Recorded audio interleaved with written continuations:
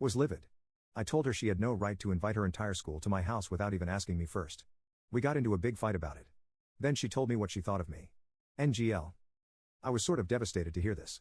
She called me boring and basic, spoiled and entitled, and now she wasn't joking. She said I had to stick up my ass and needed to learn how to lighten up and have fun. She said I was a daddy's boy, and I cared more about grades and impressing my father than anything. She accused me of being spoiled and having my dad buy my way into college. That one stone because I worked hard through high school to get accepted into a good university, and it was also just like what the F cause here. She was making fun of me for working too hard in school and at the same time saying I didn't earn my spot. So which one is it? Anyway, we fought, and she said nasty things to me. Finally, I told her that if I was so bored, she could find a new and exciting boyfriend to drive her around and pay for everything because I was done. I wish it ended there, but I still had this party rumor flying around at least 2 schools. I didn't want to call my dad about this. I wanted to take care of this on my own, take care of her on my own. I didn't want to admit to my dad that I made a really poor choice in dating her. I didn't want to have my dad bail me out the week she left. I wanted to show I was mature and grown up enough to fix this alone, but I just didn't know how to stop all these people from showing up. So I swallowed my pride, called my dad after school, and told him everything. I tried not to cry, but I did. My dad was mad, but he wasn't mad at me. He thanked me for telling him and reassured me that I had done the right thing. My dad called a friend of his at the sheriff's office. This part I feel some kind of way about because I know how people think about the police right now, and I know that this is something that shows off my privilege.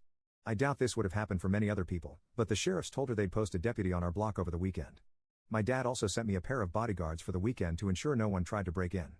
He said I was allowed to have a few friends over the weekend, but keep it clean. No raging parties. Of course, no mess, etc.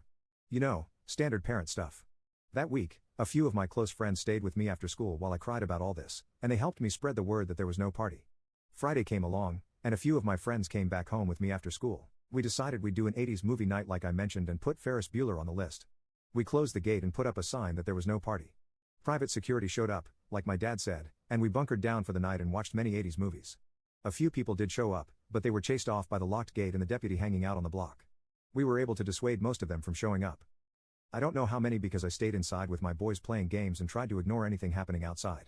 I felt and continue to feel shitty about it all. First, I feel like I wasted a lot of people's boys from a party. I know that most people could never manage this. It all drove home just how guys from a party.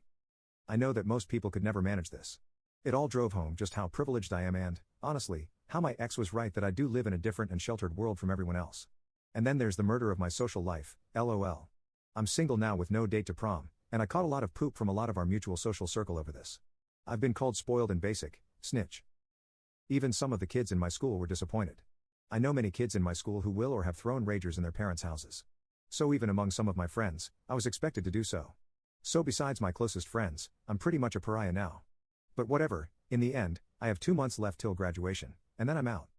Next fall, I will start college out of state, which will be behind me.